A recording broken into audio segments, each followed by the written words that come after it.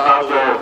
piccolissimo. Abbiamo fatto solamente da conduttore di tutte le voci che si alzavano dalla piazza, dagli amici, dagli sportivi, dai suoi ex giocatori, dai suoi colleghi allenatori, per chiedere all'amministrazione comunale di Portoduro l'intitolazione di questo stadio alla memoria di Tonino. Vogliamo ringraziare l'amministrazione comunale di Portoduro che subito ha accolto questa nostra proposta, ringraziare il calcio Portoduro che subito si è messo all'opera per organizzare la serata di questa sera.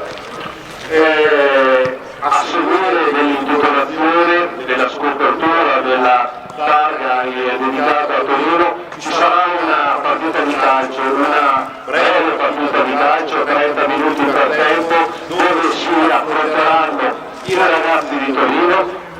cioè